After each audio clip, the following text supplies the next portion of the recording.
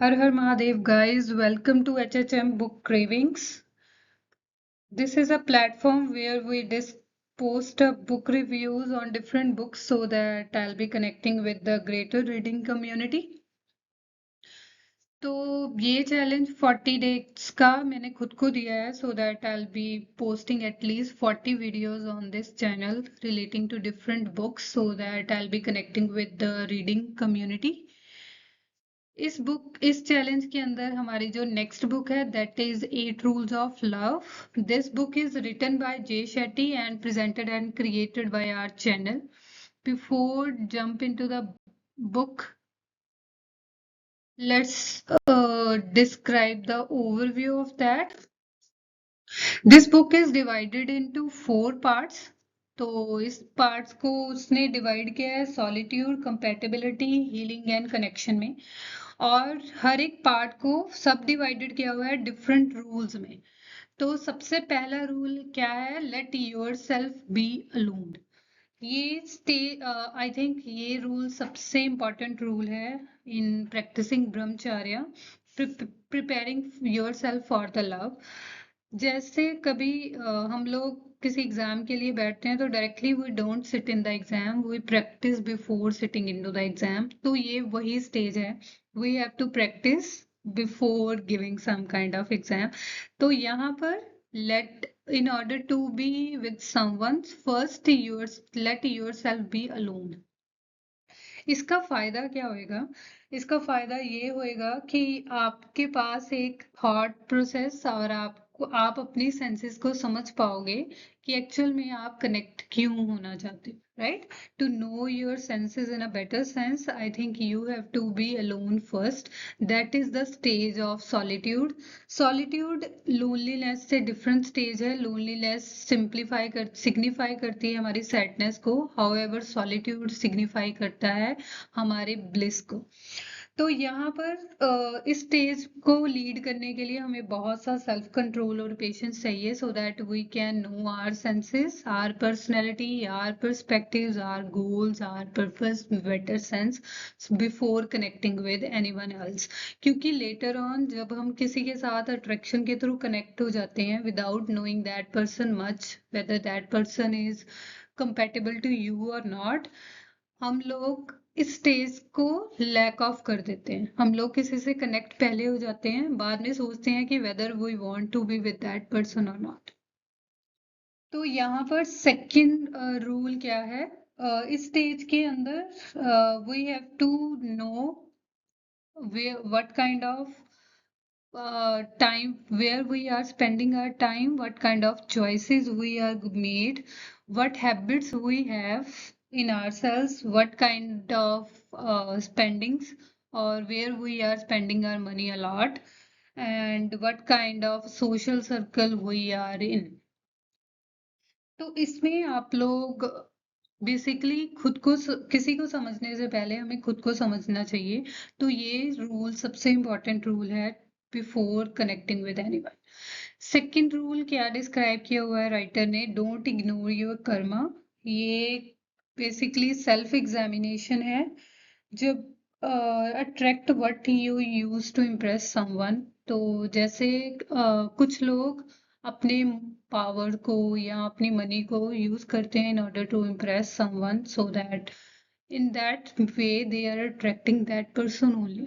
तो इस तरह से आप एक्चुअल में क्या फील कर रहे हो, you have to be understand yourself first. तो ये बेसिकली 2 रूल्स हैं so that we can lead the stage of solitude in a better sense. Next stage है कंपैटिबिलिटी. कंपैटिबिलिटी वो स्टेज है जहां पर आप किसी से मिल चुके हो and now you are feeling that person is better for you और नॉट. तो रूल 3 क्या है?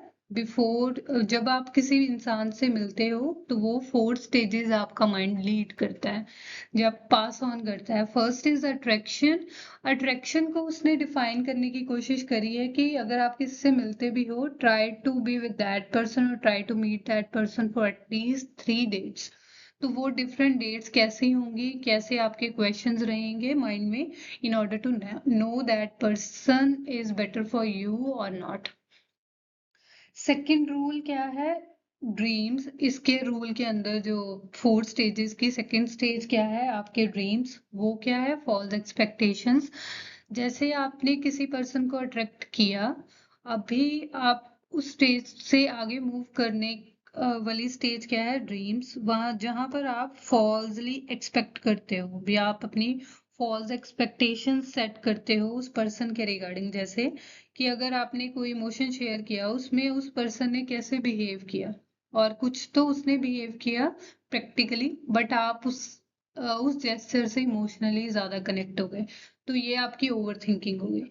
तो थर्ड स्टेज है स्ट्रगल एंड ग्रोथ, जहां पर आप एक दूसरे के साथ अपने स्ट्रगल्स और आपके पर्पस और पर्सपेक्टिव शेयर करते हो। और फोर्थ पार्ट है आपका ट्रस्ट बिल्डअप होना शुरू होता है। ट्रस्ट की फर्दर स्टेजेस डिस्क्राइब करी हैं, that is physical trust, emotional trust और मेंटल ट्रस्ट। तो ये सारी चीजें आप रूल 3 के अंदर रीड आउट करोगे। योर पार्टनर इज योर गुरु। इस चैप्टर के अंदर उन्होंने हमें डिफाइन करा है कि आपको या इस स्टेज के अंदर आइडेंटिफाई करना चाहिए what is the learning style of your partner. तो वो कैसे चीजों को ग्रैब करते हैं।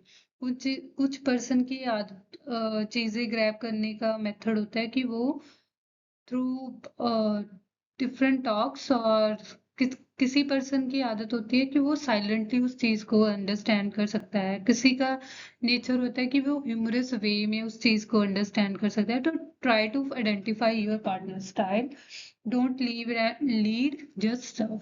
तो यहाँ पर किसी भी रिलेशनशिप को बिल्डअप करने के लिए कि आप कभी भी उस रिलेशनशिप में लीड का रोल नहीं, जस्ट एज अ सर्विस का रोल प्ले करो। तो in order to make that relationship stronger, तो यहाँ पर during that stage you have to be open minded and curious to learn at the same time, right? Next is the be a good translator. तो आप अपनी बात को कैसे communicate करते हो, ये बहुत मैटर करता है। आपके वर्बल्स और आपके नॉन वर्बल्स कैसे सेंस करते हैं उस सिचुएशन में, ये बहुत मैटर करता है। तो ये सब कुछ डिस्क्राइब किया है रूल 4 में। रूल 5 में पर्पस कम फर्स्ट। तो यहाँ पर आप डिफाइन करते हो कि आप लाइफ को कैसे लीड करना चाहते हो, आपके पर्पस क्या हैं, आपके गोल्स क्या हैं, आपके ड्रीम्स क्या हैं। तो उसी तरह से आप अपने पार्टनर को डिफाइन करते हो। तो ये सारा चैप्टर उस बेस पे है। Third stage is the healing stage. यहाँ पर उस स्टेज में को फर्दर डिवाइड किया हुआ रूल 6 और रूल 7 में। विन और लूज टुगेदर, ये stage chapter I think worthwhile है रीड करना। अगर आप इसे खुद रीड करोगे, that's why I doesn't give any kind of hint और any kind of review on this chapter. I think ये चैप्टर हमें फुली रीड करना चाहिए, so that we can instill those habits in ourselves. Don't break in a breakup। ये stage वो stage है कि कई बार ऐसा होता है कि उस स्टेज में हमें हो सकता है कि हार्डशिप का फेक को फेस करना पड़े, या हो सकता है कि हम उस पार्टनर को या उससे पहले किसी को लूज कर चुके हों। तो this stage is basically protecting love, और one person stage where we are tried how we are resolving our conflict so that we can protect our love।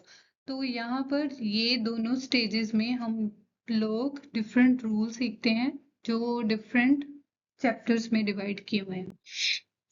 Fourth stage is the connection. यहाँ पर connection सिर्फ उस stage को define नहीं किया गया, सिर्फ आपके पार्टनर के पर्सपेक्टिव को नहीं, to be with the community. आप कैसे लव अगेन एंड अगेन का मीनिंग ये है कि आप अपनी कम्युनिटी के साथ, अपने कोलीग्स के साथ, किसी के साथ भी कैसे कनेक्ट करते हो, कैसे उनको एक्सेप्ट करते हो, उनको अंडरस्टैंड करते हो। तो ये सारा कुछ उस चैप्टर में डिफाइन किया हुआ है। Why I feel that this book is must read और we have to read at least, क्योंकि आज कल जो हमारी रिलेशनशिप्स चल रही हैं वो basically more based on the social media influence. तो हम लोग अपने हर रिलेशनशिप को सोशल मीडिया के साथ बाउंड करते हैं। तो ये बुक हमें थोड़ा सा विजन देती है कि एक्चुअल में रिलेशनशिप कैसा होना चाहिए।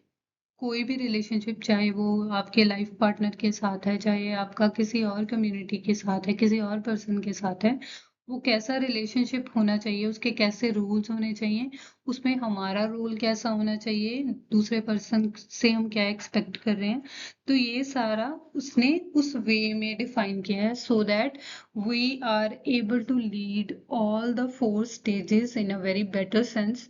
तो आई थिंक ये बुक, एक तो अगर हम कोई भी चीज रीड करने की प्लानिंग कर रहे हैं, तो उस पर्सपेक्टिव में इस बुक की लैंग्वेज बहुत अच्छी है और इजी है। हमें बार बार डिक्शनरी नहीं उठानी पड़ रही किसी भी मीनिंग को समझने के लिए।